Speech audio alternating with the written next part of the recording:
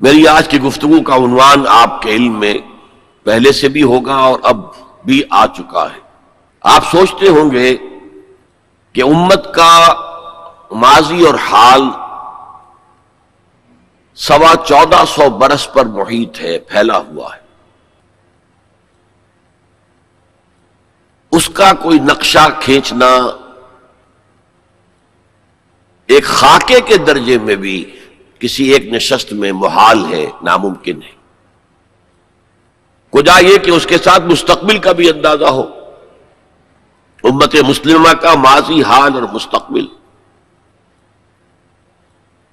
تو میں اس بات کو آپ کے سامنے عرض کرنے میں کوئی باک محسوس نہیں کرتا کہ اصل میں یہ مضمون مجھ پر کھلا ہے۔ نبی اکرم صلی اللہ علیہ وسلم کی ایک حدیث کے ذریعے سے گویا کہ وہ میرے لیے کلید بن گئی، اس خزانے کو کھولنے کے لیے چابی کا کام دیا۔ وہ حدیث میں نے ابھی آپ کو سنائی ہے عبداللہ ابن عمرو ابن العاص رضی اللہ تعالی عنہما سے کہ حضور صلی اللہ علیہ وسلم نے فرمایا، میری امت پر بھی وہ تمام حالات وارد ہو کر رہیں گے جو بنی اسرائیل پر آئے، بالکل ایسے ہی جیسے کہ ایک جوڑے کی دو جوتیاں ایک دوسرے کے مشابہ ہوتی۔ اس حدیث نے ایک دم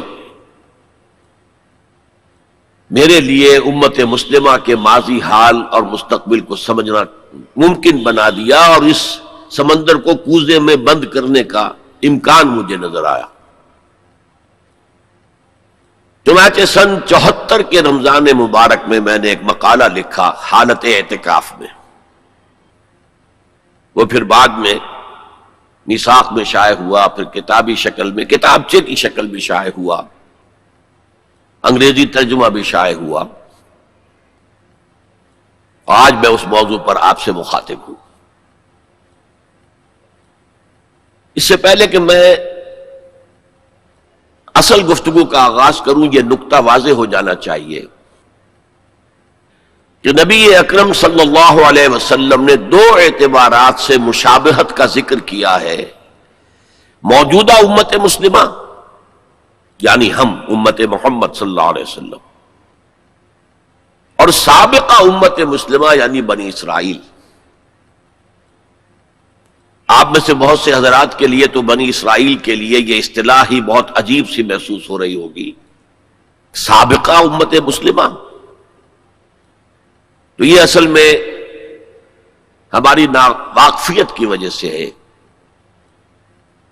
ورنہ جیسے کہ غالب نے کہا تھا کہ ریختہ کے ایک تم ہی استاذ نہیں ہو غالب، سنتے ہیں اگلے زمانے میں کوئی میر بھی تھا۔ تو ایسے ہم ہی واحد امت مسلمہ نہیں ہیں، ہم سے پہلے بھی ایک عظیم امت رہی ہے بنی اسرائیل۔ وہ حضرت موسیٰ کے امتی تھے، ہم حضرت محمد کے امتی ہیں صلی اللہ علیہ وسلم علیہ الصلوۃ والسلام۔ انہیں تورات دی گئی تھی، ہمیں قرآن دیا گیا ہے، اور قرآن مجید میں بار بار آتا ہے کہ اہل ایمان جس طرح قرآن پر ایمان رکھتے ہیں، ایسے ہی تورات اور انجیل پر بھی ایمان رکھتے ہیں، یعنی اس بات پر ایمان کہ وہ اللہ کی کتابیں تھیں اگرچہ ان میں تحریف ہو گئی۔ پھر ذہن میں رکھیے اس امت میں 3 کتابیں نازل ہوئی ہیں، تورات، زبور اور انجیل۔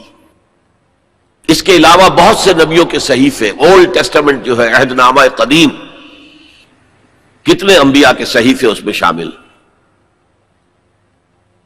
یہ بھی نوٹ کیجئے کہ یہ وہ امت ہے جس کے لیے قرآن میں 4 مرتبہ آیا ہے کہ ہم نے انہیں تمام جہان والوں پر فضیلت دی تھی۔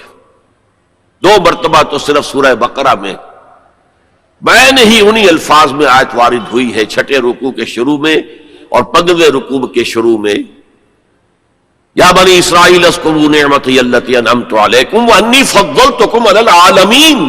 اے بنی اسرائیل یاد کرو میرے انعام و اکرام و احسان کو جو میں نے تم پر کیا، اور میں نے تمہیں تمام جہان والوں پر فضیلت دی۔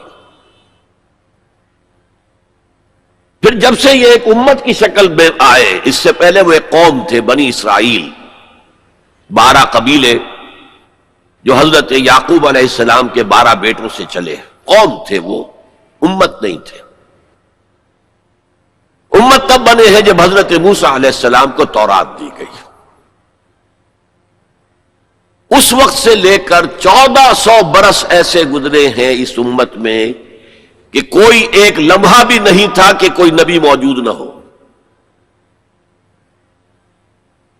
یہ جو چین ہے مسلسل انبیاء کی، آغاز بھی 2 رسولوں سے ہوا، موسیٰ اور ہارون علیہم السلام، اختتام بھی 2 پر ہوا، عیسیٰ اور یحییٰ علیہم السلام، اور دونوں کے درمیان سمجھئے کہ ڈور بندھی ہوئی ہے کہ اس میں کہیں کوئی رکھنا نہیں۔ بخاری شریف میں روایت ہے حضور کی صلی اللہ علیہ وسلم، کانت بنو اسرائیل تسوسہم الانبیاء کلما ہلک نبی خلفہ نبی۔ بنی اسرائیل کی سیاست، ان کے انتظامی معاملات انبیاء کے ہاتھ میں ہوتے تھے، جیسے ہی کوئی نبی فوت ہوتا تھا کوئی اور نبی اس کا خلیفہ بن جاتا تھا، جیسے حضرت داؤد، حضرت سلیمان۔ یہ 2 مثالیں تو ہر انسان کو معلوم ہیں۔ بہرحال اس امت اور موجودہ امت مسلمہ امت محمد صلی اللہ علیہ وسلم میں مشابہتیں 2 اعتبارات سے بیان کی گئی۔ ایک اس اعتبار سے مسلمانوں تم میں بھی وہ ساری گمراہیاں پیدا ہوں گی جو سابقہ امت میں پیدا ہوئی۔ لَتَتَّبِعُنَّ سُنَنَ مَنْ كَانَ قَبْلَكُمْ، تم لازماً پیروی کرو گے ان کے طور طریقوں کی کہ جو تم سے پہلے تھے، حتیٰ کہ اگر وہ گوہ کے بل میں گھسے تھے تم بھی گھسو گے، اور اگر ان میں سے کوئی شقی ایسا اٹھا تھا کہ اس نے اپنی ماں سے زنا کیا تو تم میں بھی کوئی بدبخت ضرور ایسا اٹھے گا جو اپنی والدہ سے زنا کرے گا۔ تو یہ تو ہے گمراہیوں کا معاملہ، امت کے اندر پیدا ہونے والی اعتقادی اور عملی گمراہیاں۔ وَلَقَدْ يَسَّرْنَا